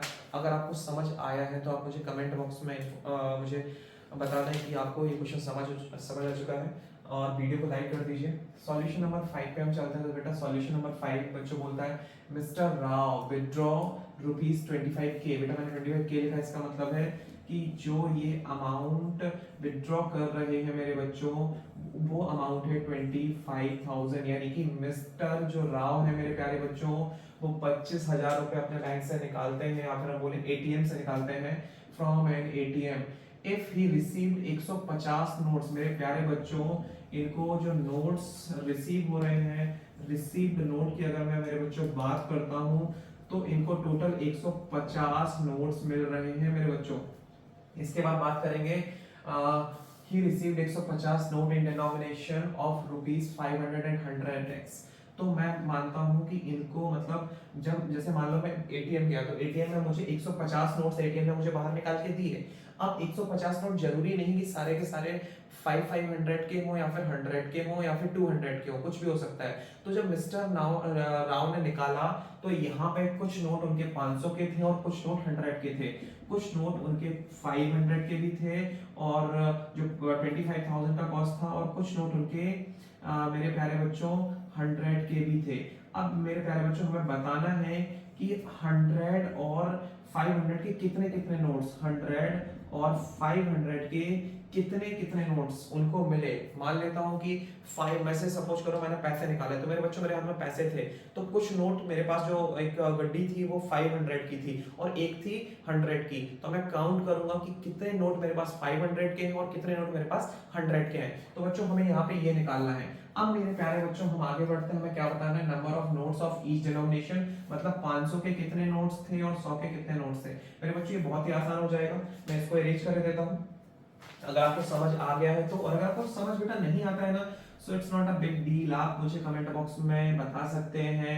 मैं आपके लिए कुछ पर्सनली जरूर आपको उसको सॉल्यूशन बताऊंगा, या फिर मैं उसके रिगार्डिंग दोबारा से एक और इजी वे में वीडियो लेके आऊंगा। मेरे प्यारे बच्चों हम आगे बढ़ते हैं। रिसीव नोट, अब हम बेटा मान लेते हैं, लेट करते हैं मेरे प्यारे बच्चों, let note of 500 is x। मेरे प्यारे बच्चों क्या मैं ऐसा मान सकता हूं कि जो मेरे पास 500 रुपए के नोट थे वो x थे? ऐसा मैंने मान लिया कि मेरे पास इतने थे, तो मेरे पास कितने थे? x थे। ये मैंने लेट कर लिया मेरे बच्चों। अब मेरे बच्चों मुझे ये बताओ, क्या मैं इससे ये बता सकता हूँ कि नोट ऑफ 100 मेरे पास कितने थे? यस सर हम बता सकते हैं। कैसे बेटा? क्योंकि हमें पता है 500 के मेरे पास x नोट थे और टोटल जो मेरे पास नोट थे वो कितने थे? 150 थे। तो अगर मैं 150 में से x माइनस कर दूंगा तो हमारे रिमेनिंग नोट्स जो बचे हुए 100 के वो मेरे पास आंसर आ जाएगा। तो अगर मैं 150 में से x माइनस कर देता हूं तो मेरे पास ये अमाउंट आ जाता है किसका? 100 रुपीस के नोट का। Note of 100 rupees is 150 minus x and note of 500 rupees is x। तो बेटा आप मुझे ये बताओ मेरे प्यारे बच्चों कि अगर मैं x और इन दोनों को अगर मैं ऐड कर देता हूं, मतलब मेरे पास 500 के इतने नोट थे और 100 के इतने नोट थे मेरे प्यारे बच्चों अगर मैं इसको ऐड कर देता हूं तो क्या मुझे यहाँ पे टोटल 150 नोट मिलेंगे? क्या ये क्वेश्चन मैं सही कर रहा हूँ? ये आप लोग मुझे बताइए। देखिए मैं आपको फिर से ये क्वेश्चन समझाना चाहता हूँ कि अगर मेरे पास 500 के x नोट हैं तो मेरे पास बचे हुए जो नोट होंगे 100 रुपीस के वो कितने होंगे? 150 में से अगर मैं 150 में से अगर मैं x माइनस कर दूंगा तो उतने नोट मेरे बच्चों आ जाएंगे मेरे पास। तो मेरे प्यारे बच्चों मैं मान लेता हूं कि मेरे पास x नोट्स थे किसके? 500 के। तो मैंने 500 मल्टीप्लाई x कर दिया।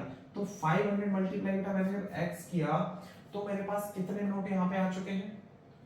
मेरे पास कितने नोट यहाँ पे आ चुके हैं? मेरे पास 500x नोट आ चुके हैं, यानी कि मैं 500 रुपए के मेरे पास x नोट है तो मेरे पास ये कैलकुलेशन कुछ आ जाएगी।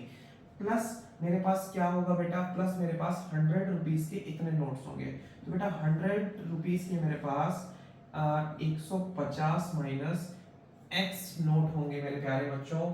और अब यहाँ पे ये टोटल नंबर आ जाएगा। मान लेता हूँ कि जैसे मान लो ना बेटा ऐसे समझो कि x नोट को मान लेता हूँ 2 नोट और 150x माइनस x को मान लेता हूँ 3 नोट। तो बेटा 500 के अगर आपके पास 2 नोट है तो इसका कितना आपके पास 1000 रुपीज है मेरे प्यारे बच्चों।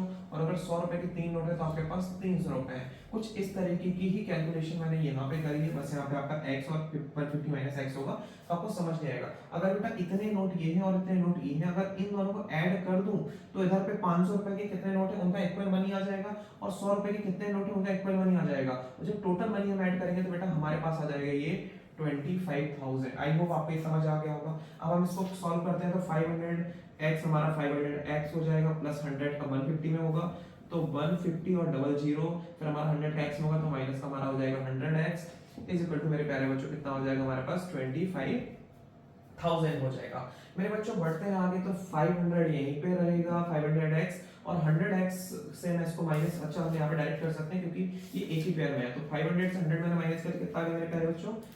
400x आ गया। ओके बेटा आपको समझ आ गया होगा। फिर मैं क्या करता हूँ 15,000 को जो कि न्यूमेरिकल वैल्यू है मैं इसको न्यूमेरिकल वैल्यू के पास x इक्वल के उस तरफ लेके जाता हूँ। तो बेटा मेरा पहले से 25,000 था उसमें मैंने 15,000 माइनस कर दिया। 15,000 क्या कर दिया मेरे बच्चों? माइनस कर दिया। अब जब बेटा मैं क्या करूंगा मैं बेटा यहाँ पे आप लोगों को पता है 400x लिखा हुआ आप देख पा रहे होंगे। 25 में से 15 को माइनस करूंगा तो यहाँ पे मेरा कितना आ जाएगा मेरे बच्चों? 10,000 आ जाएगा। अब बेटा हम बढ़ते हैं आगे। मैंने आपको बताया था अगर अल्फा न्यूमेरिकल वैल्यू है उसमें से न्यूमेरिकल वैल्यू को हम इक्वल के उस साइड ले जाएंगे और ये हमारा डिवाइड में चला जाएगा क्योंकि यहाँ पे मल्टीप्लाई में था। 2 जीरोस से 2 जीरोस कैंसिल कर दिए तो x की वैल्यू मेरे बच्चों कितनी आ जाएगी? 4 2 जा 8 हो जाएगा। बचा हुआ हमारा यहाँ पे रिमेनिंग 2 था 0 था तो 4 5 जा 20 यानी कि x की वैल्यू हमारी बेटा कितनी आ जाती है? 25 आ जाती है। यानी कि बेटा हमने जिस तरीके से अपने रुपयों को माना था उसका आंसर हमारे पास आ चुका है कि हमने माना था 500 के जो नोट हैं वो x थे। इसका मतलब 500 रुपीस 500 के जो नोट थे वो कितने थे मेरे पास? 25 नोट थे। क्योंकि बेटा हमारे पास कैलकुलेशन है कैसे हमारे पास x की वैल्यू आ चुकी है। फिर मैंने बोला था कि 100 रुपीस के मेरे पास कितने नोट्स हैं बेटा? 150 माइनस x है। तो मैं क्या करूंगा 150 में से x यानी कि value of x is equal to 25 तो माइनस कर दूंगा तो मेरे पास आ जाएगा 125 नोट्स। तो मेरे पास असल में टोटल नोट्स हैं 25 नोट्स जो कि 500 के हैं और 125 नोट्स जो कि मेरे पास 100 के हैं। ये 500 के नोट्स हैं 500 रुपीस के और ये 100 रुपीस के नोट्स हैं। अब अगर आपका वैसे तो आंसर आ चुका है फिर भी यदि आपको प्रूफ चाहिए है तो आप क्या कर सकते हैं 500 मल्टीप्लाई 25 कर सकते हैं। तो यहाँ पे हमारे पास ऑलमोस्ट कितना आ जाएगा 125 तो 12,500 रुपए यहाँ पे आ जाएंगे और 12,500 रुपए यहाँ पे आ जाएंगे। 12,500 और 12,500 को मैं ऐड करूंगा तो हमारा मेरे बच्चों 25,000 रुपए आ जाएगा हमारा आंसर। और इस तरीके से हमने फिफ्थ क्वेश्चन भी कर लिया है। अगर आपको नहीं समझ आया है तो प्लीज मुझे एक बार कमेंट में जरूर बताइए। इससे क्या होगा? इससे आपको एक हेल्प मिलेगी कि आपको एक तरीके से पर्सनल मेंटोर मिल जाएगा जो आपको उस क्वेश्चन को एक्सप्लेन करेगा। और उसके साथ ही मैं क्या करूंगा मैं एक अगर बहुत ज्यादा डाउट्स होते हैं तो मैं एक व्हाट्सएप ग्रुप बनाऊंगा जिस पे मैं पर्सनली एक लाइव वीडियो कॉल करके या फिर अपनी स्क्रीन शेयर करके मैं उस क्वेश्चन को फिर से पर्सनली भी समझा दूंगा। ओके चलो बच्चों इसको नोट करो हम बढ़ते हैं नेक्स्ट क्वेश्चन की तरफ। चलिए बच्चों, तो हमने क्वेश्चन नंबर 5 तक हमने सारे क्वेश्चंस कर लिए हैं। अब बारी आती है क्वेश्चन नंबर 6, 7 और 8 की।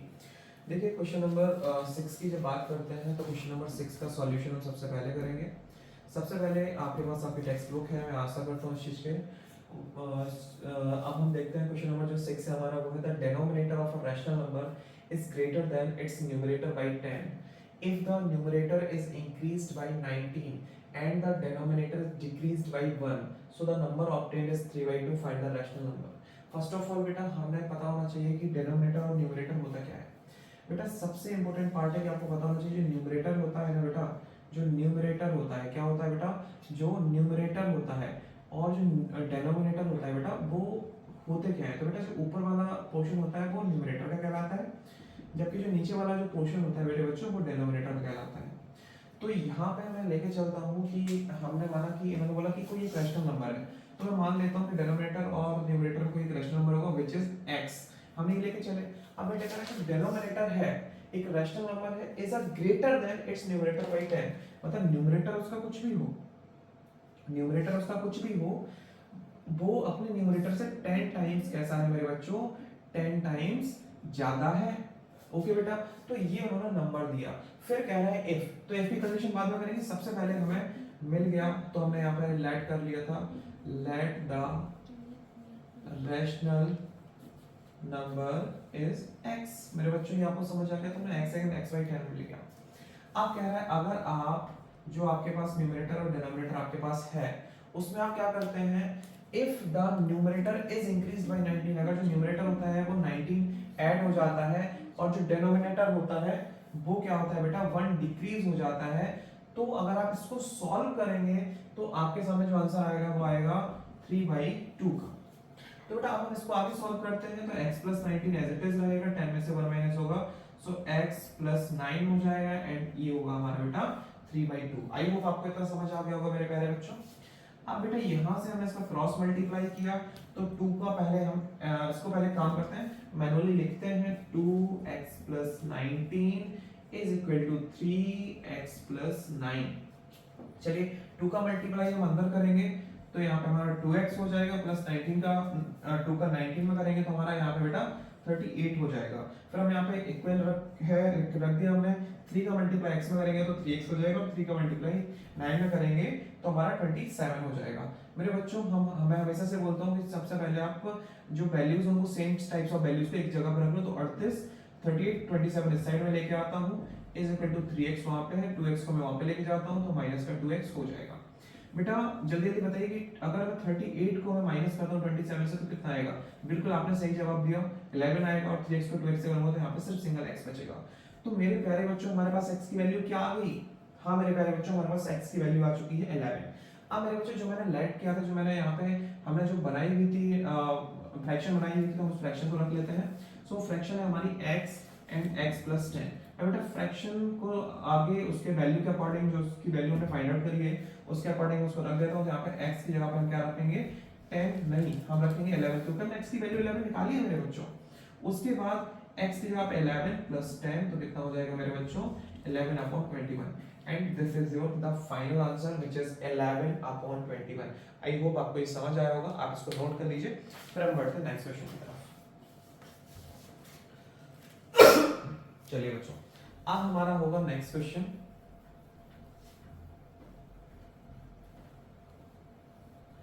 नेक्स्ट क्वेश्चन बेटा हमारा है क्वेश्चन नंबर 7 जो कि पेरीमीटर ऑफ समथिंग समथिंग है।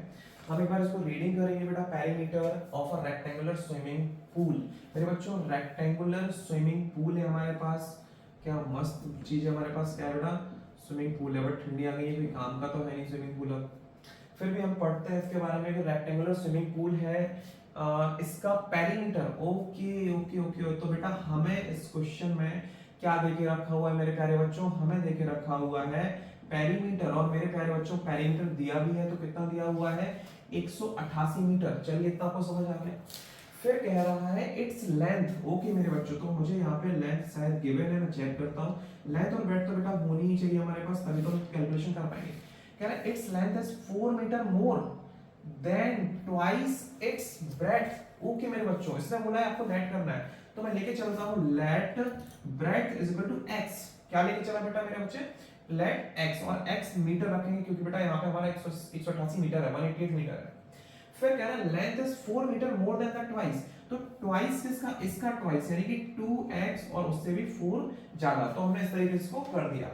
अब मेरे बच्चों हमें क्लियर होना चाहिए पेरीमीटर ऑफ द रेक्टेंगल या फिर रेक्टेंगुलर पेरीमीटर का फॉर्मूला। तो पेरीमीटर ऑफ रेक्टेंगल, तो पेरीमीटर ऑफ रेक्टेंगल क्या होता है मेरे प्यारे बच्चों? हाँ आप जल्दी बताइए। बिल्कुल आप सही सोच रहे हैं, इसका आंसर होता है 2l + b। तो बेटा पेरीमीटर ऑफ रेक्टेंगल हमें गिवन है व्हिच इज 188, तो हमने एज इट इज रख दिया। 2l कितना है मेरे प्यारे बच्चों? l हमारा 2x + 4 है, b हमारा कितना है मेरे प्यारे बच्चों? x है। बिल्कुल सही, आप बिल्कुल सही जा रहे हैं। आगे बढ़ेंगे मेरे प्यारे बच्चों, तो यहाँ पे 188 रहेगा, 2 2 जा 4x होता है, फिर 2 4 जा 8 हो जाएगा और 2x यहाँ पे अगेन आ जाएगा। बहुत ही बढ़िया, अगर आपको यहाँ तक समझ आ गया, हम बढ़ते हैं नेक्स्ट स्टेप पे। मेरे प्यारे बच्चों 188 यहाँ पे ये हमारा न्यूमेरिकल वैल्यू की साइड आएगी तो माइनस में हो जाएगी। 4x * 2x कितना हो जाता है मेरे प्यारे बच्चों? 6x हो जाता है। बेटा इसको सॉल्व करेंगे तो ये हमारा 180 आ जाएगा एंड यहाँ पे 6x आ जाएगा। ये आपको क्लियर हो जाना चाहिए। बेटा हम इसको यहाँ पे करेंगे तो यहाँ पे मेरे बच्चों हम फिर से लिख लेते हैं 180 = 6x यानी 180 = 6x। बेटा 6x को यहाँ पे सेंड करूंगा बिकॉज ये मल्टीप्लाई में है, तो ये हमारा आ जाएगा डिवाइड में, और यहाँ पे हमारी x की वैल्यू आने वाली है 30। तो हमारी x की वैल्यू क्या आ चुकी है मेरे बच्चों? 30 आ चुकी है। अब हमने जो लेट किया हुआ था लेंथ एंड ब्रेड्थ को, तो ब्रेड्थ हमने x ली थी, तो ब्रेड्थ तो हमारा x यानी कि हमारा 30 मीटर ही रहेगा। अच्छा बेटा लेंथ हमारी क्या रहेगी? लेंथ हमारी क्या थी? 2x + 4, so it is 2x + 4 और 2 मल्टीप्लाई हमने x को क्या लिया हुआ है? x हमें क्या मिला है? x इज द 30, तो हमने यहाँ पे 30 लिखा प्लस 4 है हमारा, तो 30 * 2 = 60 हो जाएगा and 4 it is equal to 64। Okay, I hope कि आपको ये क्वेश्चन समझ आ गया होगा। आंसर की कंफर्मेशन करने की जरूरत नहीं है क्योंकि मैंने लगा दिया एंड आंसर इज करेक्ट। तो आपका एक आंसर है इसका 30 मीटर और एक आ गया आपका 64 metre. Okay, so this is the breadth and this is the मेरे प्यारे बच्चों लेंथ। आई होप आपको ये क्वेश्चन समझ आ गया होगा, इसको आप नोट कर लीजिए। हम बढ़ते हैं नेक्स्ट क्वेश्चन की तरफ। चलिए बच्चों, तो अब हम करने वाले हैं क्वेश्चन नंबर 8। अच्छा मेरे प्यारे बच्चों जल्दी से क्वेश्चन नंबर 8 देखिए। देखने में जितना छोटा सा क्वेश्चन लग रहा है असल में उतना ही तगड़ा क्वेश्चन है अपने आप में। ये असल में उतना ही तगड़ा है, बट अगेन जब मैं आपके साथ हूं तो फिर डरने की कोई बात नहीं है क्योंकि ये क्वेश्चन उतना भी टफ नहीं है जितना आपको लग रहा है। बहुत ही इजीली मैं आपको समझाऊंगा इसको। सबसे पहली बात बेटा उसने क्या बोला, क्वेश्चन पढ़ते हैं बेटा। सबसे पहले हमेशा आप लोग एक चीज याद रखो कि आपको क्वेश्चन की रीडिंग करनी है। जब तक आप क्वेश्चन की रीडिंग नहीं करेंगे तो वो चीज क्लियरिटी नहीं आएगी। ओके बेटा, तो यहाँ पे लिखा हुआ है half of heard of dear. मेरे प्यारे बच्चों जैसे ही यहाँ पे लिखा हुआ है heard of dear, heard of dear, तो बेटा यहाँ पे हर्ड ऑफ डियर का मतलब है कि जो हमारे हिरन है, हिरन का झुंड are grazing in the field. ठीक है, तो बेटा सबसे पहले हम मान लेते हैं, इसमें हमें टोटल नंबर नहीं दिया तो हम ले लेते हैं टोटल हर्ड ऑफ डियर, यानी कि जो टोटल डियर्स हैं यहाँ पे इस हर्ड में, इस झुंड में, वो मान लेता हूं मैं x। और ये बेटा हमने क्या किया? लेट किया है, तो हम लिख देते हैं let total herd of deer is equal to x। Okay बच्चों, फिर कह रहा है इसने ये चीज आपसे बोल दी कि half of the so sorry मेरे बच्चों, उसने हाफ ऑफ बोला था बट मैं आपको समझा रहा हूं कि हम मान लेते हैं कि हमारे पास टोटल नंबर ऑफ डियर जो है वो x है और उसमें से हाफ ऑफ हर्ड यानी कि x का हाफ। तो मेरे प्यारे बच्चों इसमें बोला है half of heard of dear जो कि क्या कर रहा है बेटा? ग्रेजिंग कर रहा है। ग्रेजिंग यानी कि घास चल रहा है, grazing grass in the field. Okay बेटा, तो यहाँ पे कितने हाफ, किसका हाफ? x का हाफ। x का बेटा मेरे बच्चों हाफ करूंगा तो x का हाफ 1/2 करना पड़ेगा, तो यहाँ पे मेरे बच्चों क्या आ जाएगा? x/2। तो x/2 डियर्स क्या कर रहे हैं मेरे प्यारे बच्चों? डियर्स क्या कर रहे हैं? ग्रेजिंग कर रहे हैं, जबकि हमारे पास टोटल नंबर ऑफ डियर्स जो है वो है x। उसके बाद मेरे प्यारे बच्चों बोलता है अब जो बचे हुए हैं उसमें से 3/4 ऑफ द रिमेनिंग, मतलब जो रिमेनिंग है उसमें से 3/4 are playing nearby. Okay मेरे प्यारे बच्चों, तो अब हाफ हमारे पास क्या है? देखो मेरे बच्चों मैंने कोई चीज बोला मेरे पास 1 रुपया, उसका मैंने आधा रुपया खर्च कर दिया, तो बचा कितने पास है मेरा? आधा मेरे पास अभी बचा हुआ है। तो आधे में से अब जो 3/4 है, आधे में से भी अभी जो 3/4 है वो नियर बाई क्या कर रहे हैं मेरे प्यारे बच्चों? खेल रहे हैं। 3/4 of the remaining 3/4 of the remaining deers are playing nearby, आप पूरा सेंटेंस लिख सकते हैं। तो हाफ का भी बेटा कितना, हाफ का भी मेरे बच्चों कितना 3/4। ओके मेरे प्यारे बच्चों, हाफ का भी 3/4, तो यहाँ पे हाफ का 3/4 कितना हो जाएगा, ऊपर ऊपर का मल्टीप्लाई नीचे नीचे का, तो 3x/8 डियर्स। यानी कि मेरे प्यारे बच्चों हमारे पास टोटल डियर x डियर्स है, half of the deers are grazing the grass, और हाफ में से भी जो बचे हुए उसमें से भी 3x/8 जो डियर्स हैं वो क्या कर रहे हैं मेरे बच्चों, वो ये कर रहे हैं, वो उधर पे आसपास कहीं खेल रहे हैं। फिर कहता है the rest are drinking water from the pond. ठीक है बेटा, अब देखिए मेरे बच्चों इसको कैसे सॉल्व करेंगे। मेरे प्यारे बच्चों आप ये बताओ कि ये पूरा मान लेता हूं कि ये सारे के सारे थे, इसने क्या बोला कि हाफ में से, हाफ हम इसको ऐसा मानते हैं कि ये पूरा बंद था हमारा, और उसमें से 3/4 कोई चीज ले ले। तो मुझे ये बताओ अगर 3/4 है तो बचा हुआ पार्ट कितना होगा, 1/4 होगा कि नहीं होगा, नहीं होगा ना बेटा, नहीं आ रहा समझ में, समझो फिर से देखो। मैंने बोला कि मेरे पास कोई, अभी मेरे पास देखो हाफ है, हाफ मतलब मैं अपना मान लेता हूं मेरा हाफ मेरा पूरा है। अगर मेरे पूरे में से इसके मैं 4 पार्ट करूं तो एक पार्ट, ये दूसरा पार्ट और ये तीसरा पार्ट, यानी 3/4 किसी ने ले लिया। तो मेरे बच्चों क्योंकि 3 हम जितने हमारे फिल है उसको हम 3/4 लिखेंगे, और जो फिल नहीं है उसको हम क्या लिखने वाले हैं 1/4।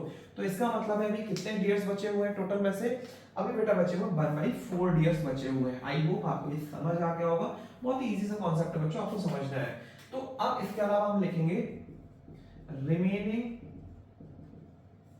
डियर्स, हाफ में से अभी कितने बचे हुए हैं, 1/4 बचे हुए हैं। माफ करिएगा बेटा, थोड़ा सा गलती हो सकती है, फिर से मैं समझा देता हूं आपको यहाँ से कि बेटा हाफ में से 3/4 चले जाते हैं, तो हाफ का भी कितना पार्ट बचेगा, 1/4 बचेगा। कितना बचेगा, 1/4। मैंने फ्रैक्शन के हेल्प से भी आपको समझाया कि अगर ये मेरे पास एक पूरा पार्ट है, उसमें से अगर 3 पार्ट चले जाते हैं तो मेरे पास कितना बचता है, 1 बचता है आउट ऑफ 4। ठीक है बेटा, तो इसी तरीके से हाफ का मेरे पास अब आउट ऑफ 4 बचा है, और उसने भी बोला है कि जो रेस्ट डियर है वो कितना है, 9 है। तो मैं लिख सकता हूं ये जो नंबर है ये 9 के बराबर होगा। तो यहाँ पे x और नीचे आ जाएगा मेरे बच्चों 8, और इधर पे आ जाएगा 9, और अपॉन में 1, इसका क्रॉस मल्टीप्लाई करेंगे x और 9 8 कितना होता है 72।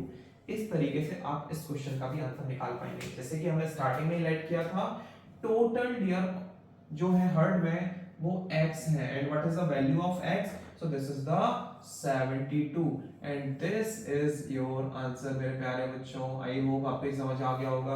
अब आपको लग रहा है कि सर क्या हम इसको ऐड करें, क्या ये सही है नहीं सही, बिल्कुल सही सोच रहे हैं आप, क्यों ना करूं। चलो मैं भी यार, मैं भी तो मुझे भी ऐसा लग रहा है कि चलो हम एक बार ऐड करके देखते हैं, क्या हमने जो आंसर निकाले हैं क्या वो एग्जैक्ट हमारी कैलकुलेशन के बराबर है। हम एक बार इसका वेरिफिकेशन भी करते हैं, मजा आएगा मेरे बच्चों। हर चीज का वेरीफाई करिए, हर चीज को वेरीफाई करके आगे बढ़ाइए, तो आपका ना एक उसमें ना परफेक्शन आ जाएगा कि हाँ यार जो मैं कर रहा हूँ एकदम परफेक्ट कर रहा हूँ, मैं एकदम सही से करने लगा हूँ। चलिए देखिए, यहाँ पे मैंने x/2 लिया, तो बेटा x की जगह पे हाफ ऑफ द डियर, तो 72 के हाफ कितना हो जाता है मेरे बच्चों, जल्दी बताइए जल्दी बताइए।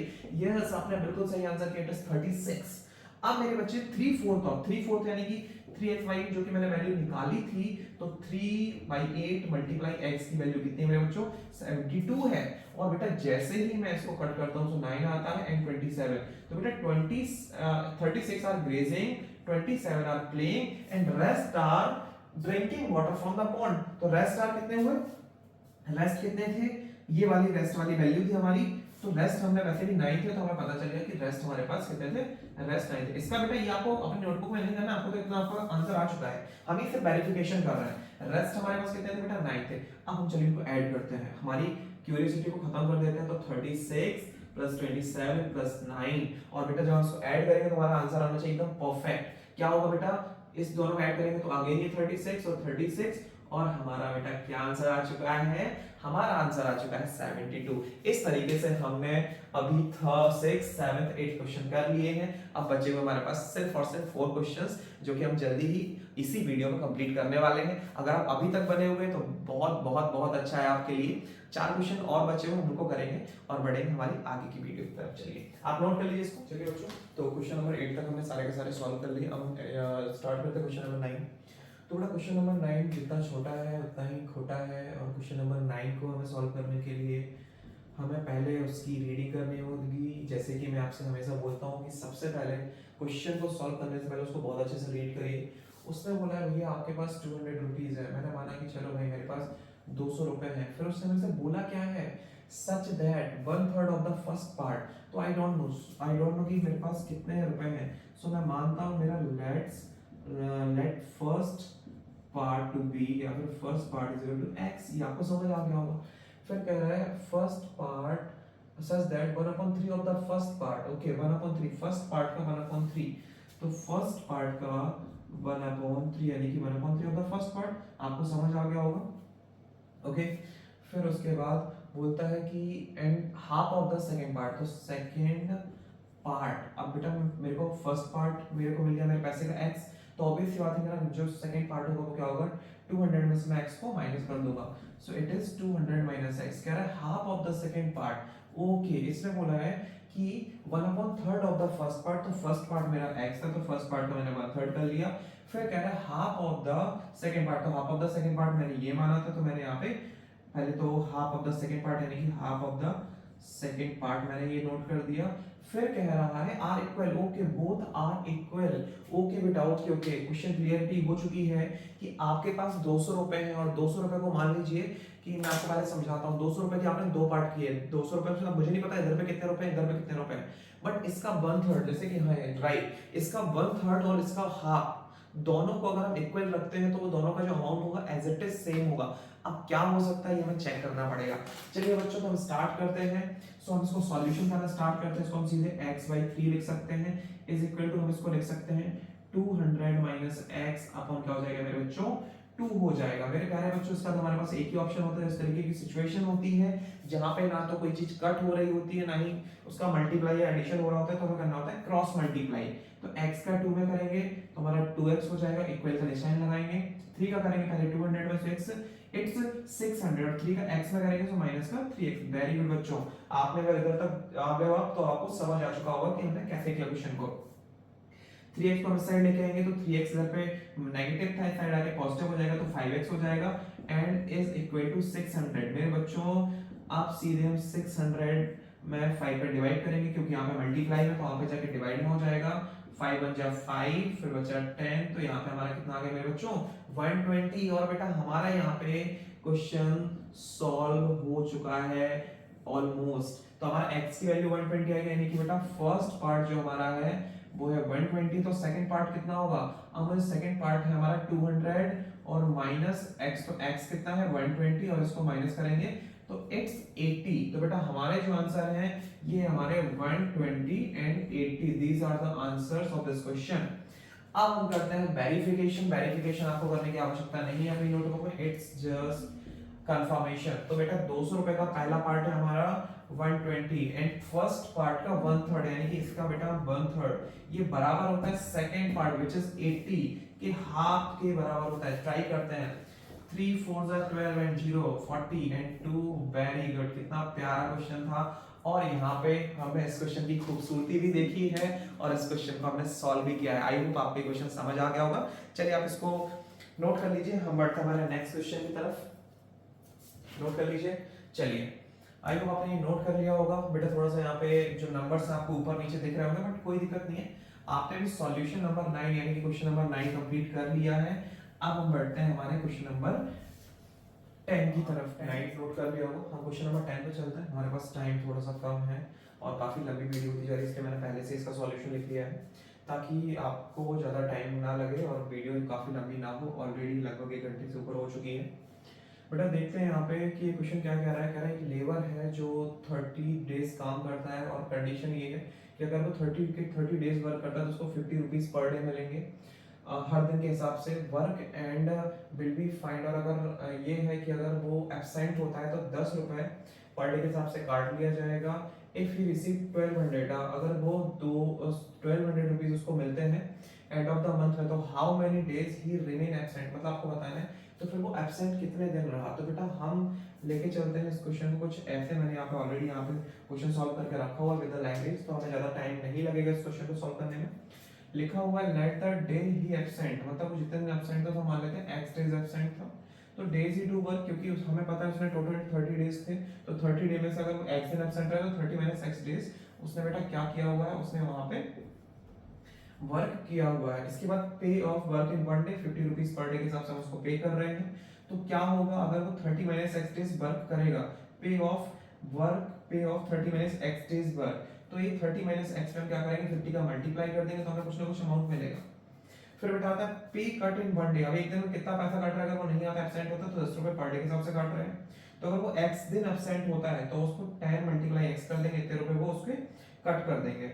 और टोटल अमाउंट उसको कितना रिसीव होता है बेटा 1200 रिसीव होता है। तो हम एक चीज क्या करेंगे, हम टोटल अमाउंट में से जो पे अमाउंट है, जो टोटल अमाउंट है, टोटल अमाउंट जितना कि रिसीव हुआ है, टोटल अमाउंट कितना रिसीव हुआ है ये तो हम लोगों को पता चल गया मेरे प्यारे बच्चों, कितना रिसीव हुआ है, ये अमाउंट है 1200 रुपीज। और पे अमाउंट कितना है, पे अमाउंट मेरे बच्चों कितना है, आप लोग यहाँ पे देख पा रहे होंगे, ये रहा हमारा पे अमाउंट, क्या है वो हमारा 30 माइनस एक्स और ये 50 रुपीज। कह रहा है उसमें से आपका करना है जो आपका कट अमाउंट है, कट अमाउंट मेरे बच्चों कहते हैं क्योंकि एब्सेंट डेज में मैं 10 एक्स डेज नहीं दिया तो एक्स डेज 10 रुपीज पर के हिसाब से 10x हो गया, और मैं यहाँ पे क्या कर दूंगा एब्सेंट डेज की जगह पे मैं यहाँ पे रख दूंगा जो हमारा अमाउंट कट हुआ है। फिर बेटा इसको सॉल्व करते हैं, तो 1200 एज इट इज रहेगा, 53 जब 1500 हो जाएगा, माइनस यहाँ पे 50x हो जाएगा, माइनस यहाँ पे 10x हो जाएगा। मेरे बच्चों न्यूमेरिकल वैल्यू को हम यहाँ पे भेजेंगे तो 1200 माइनस 1500 हो जाएगा इज इक्वल टू इन दोनों को ऐड करेंगे तो ये 60x हो गया। मेरे बच्चों 1200 में से अगर 1500 घटाते हैं तो हमारा 300 आता है जो कि माइनस का आएगा बेटा, और यहाँ पे हमारा क्या होगा माइनस का 60x। मेरे बच्चों अब हम डायरेक्ट सॉल्व करना सीखते हैं कि x में 0 में से 0 कट किया और 6 5 30, और अगर दोनों तरफ माइनस है इक्वल टू हम कट कर सकते हैं। तो बेटा x की वैल्यू क्या आ चुकी है हमारे पास 5, और x हमने किसको लेट किया था, let the absent, let the day he absent. तो बेटा 5 डेज वो क्या होता है, 5 डेज बेटा वो एब्सेंट होता है, इसी कारण से उसकी सैलरी कट जाती है। तो एब्सेंट डेज हमारे पास आ चुके हैं 5 आ चुके हैं। आई होप आपको क्वेश्चन समझ आ गया होगा, इसको आप नोट कर लीजिए, फिर हम बढ़ते हैं नेक्स्ट क्वेश्चन की तरफ। चलिए क्वेश्चन नंबर 11 पे चलते हैं, हम क्वेश्चन नंबर 11 देखते हैं।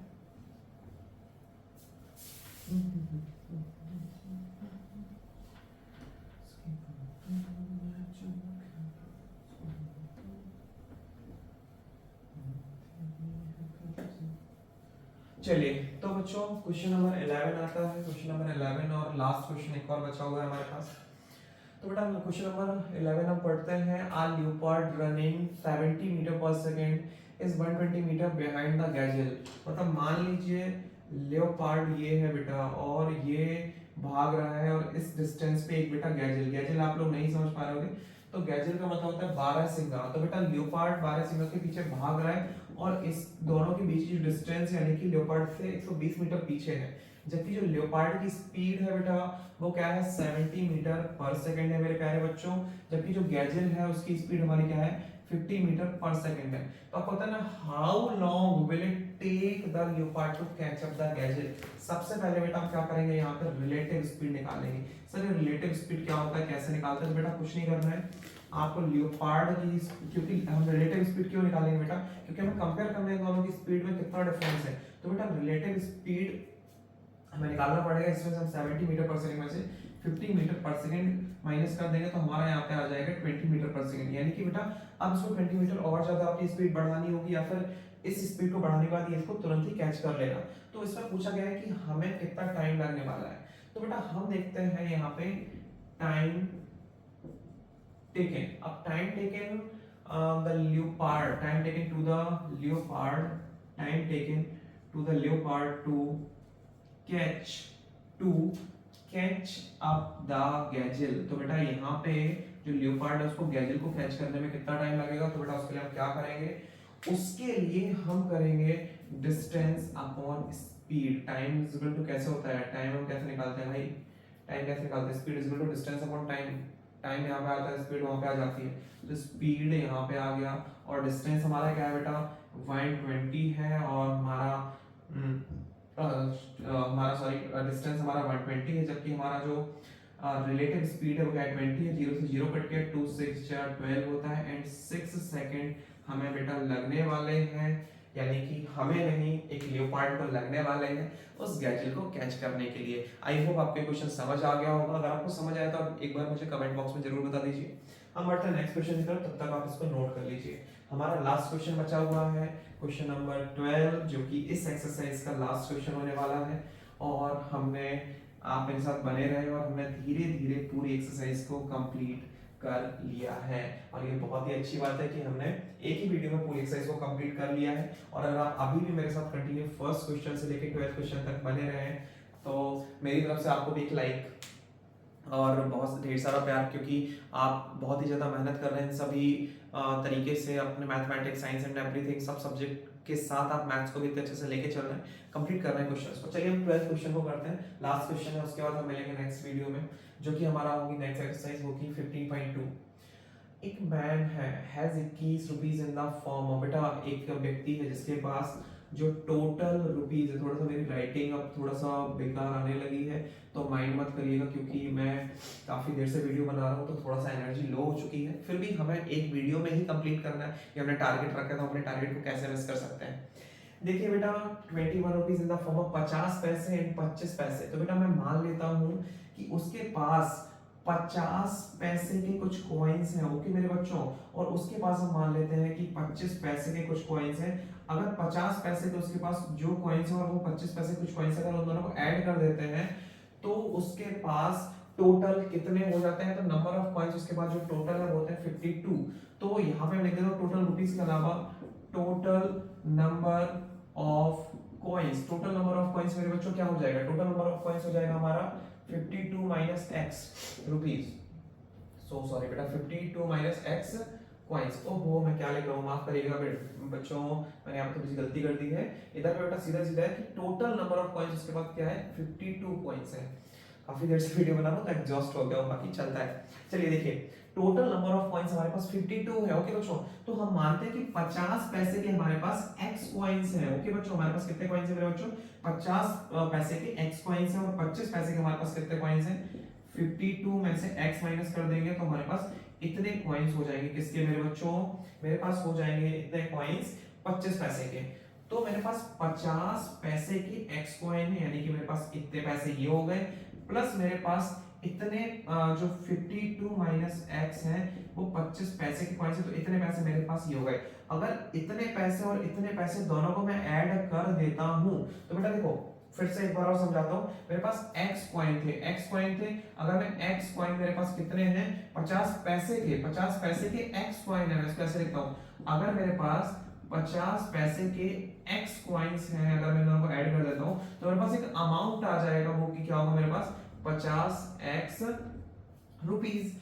उसके बाद बेटा हम देखते हैं कि अगर मेरे पास 52 माइनस x कॉइन्स है वो भी 25 पैसे के, तो अगर मैं 25 पैसे में इसका मल्टीप्लाई कर दूंगा मेरे बच्चे तो मेरे पास कितने कॉइन्स हैं, मेरे पास है बेटा 52 माइनस x कॉइन्स है। मेरे पास कितने कॉइन्स है मेरे बच्चों 52 माइनस x है, तो ये हमारा हो जाएगा 52 minus x multiply with the 25। तो इतने रुपीस में इतने सॉरी यहाँ पे मैं रुपीस लिख दिया, मेरे को यहाँ पे पैसे लिखना चाहिए क्योंकि पैसे आपके कॉपी में दिया हुआ है पैसे, ओके बेटा। चलिए आप देखिए उसने बोला टोटल रुपीस, बाकी चीज उसमें पैसे दिए, तो इसको अगर हम कन्वर्ट करेंगे तो आपको पता है 1 रुपए में 100 पैसे होते हैं, तो इस हिसाब से हमारे पास 21 रुपए यानी कि 2100 हमारे पास क्या है मेरे बच्चों, मेरे पास 2100 पैसे हैं। चलिए हम बढ़ते हैं आगे की तरफ, तो बेटा यहाँ पे इन दोनों को जब अमाउंट को मैंने इक्वल किया तो मेरे पास कितने पैसे हो जाएंगे बच्चों, 2100 पैसे हो जाएंगे।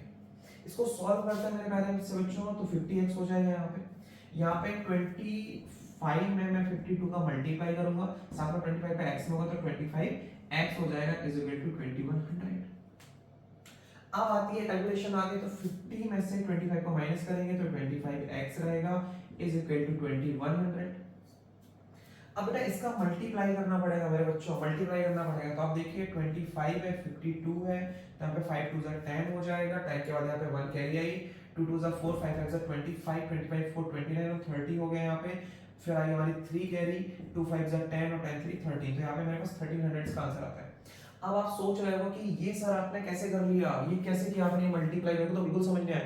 तो बेटा अगर आपको इस तरीके की मल्टीप्लिकेशन ट्रिक सीखनी है तो बेटा ये पार्ट होता है वैदिक मैथ्स का। अगर आप चाहते हैं ऐसी ट्रिक सीखना तो आप हमारे दूसरा चैनल त्रिपाठी वैदिक मैथ्स क्लासेस पे जा सकते हैं, और वहां पे ये ट्रिक आपको बहुत ही अच्छे तरीके से सिखाई गई है जिसका नाम है क्रॉस मल्टीप्लिकेशन मेथड, और आप किसी भी 2 डिजिट के नंबर को चुटकियों में सॉल्व करेंगे बिना किसी पेन और पेपर की हेल्प से, सिर्फ आपको हल्का फुल्का अपने दिमाग में सोच के चलना है। चलिए बेटा तो हम आगे बढ़ते हैं, तो यहाँ पे हमारा इसका जो आंसर है कितना था बेटा हमारा यहाँ पे 1300, और 1300 पॉजिटिव में उस साइड लिख देंगे तो कितना हो जाएगा मेरे बच्चों, नेगेटिव में चला जाएगा है ना बच्चा, नेगेटिव में हो जाएगा, तो बेटा मतलब माइनस में आ जाएगा, तो मेरे बच्चों 25x इक्वल टू, जब 2100 में से 1300 घटाएंगे तो पहले तो 100 घटा दो तो 2000, 1200 और घटाएंगे मेरे बच्चों इसमें से 2000 में से, तो मेरे बच्चों सिर्फ और सिर्फ आपके पास बचेगा 800।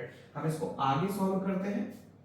तो मेरे बच्चों 25x इक्वल टू 800 है, तो x यहीं पे रहेगा मेरे बच्चों, 800 भी एज इट इज रहेगा, 25 नीचे आ जाएगा। समझ में आया कि नहीं आया? तो 25 तिहाई कितना होता है यार, 25 3 से कितना होता है 75, बचा हुआ कितना है 5 है 0, तो 25 2 से कितना होता है मेरे बच्चों 50 होता है। और इस तरीके से हमारे सामने x की वैल्यू आ चुकी है, जो कि मेरे बच्चों क्या है 32 है। आप जल्दी से देखते हैं कि सर हमने x किसको माना था, तो मेरे बच्चे मैंने माना 50 पैसों के कॉइन को।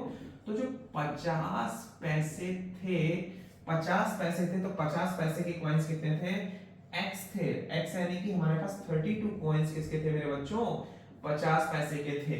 और दूसरा 52 माइनस फिर उसका सॉरी मेरे पास 25 पैसे के कितने कॉइन्स थे मेरे बच्चे, तो मेरे पास थे 52 माइनस x, तो 52 माइनस हम करेंगे 32, और यहाँ पे हमारा जो आंसर आएगा वो क्या आएगा मेरे बच्चों 20।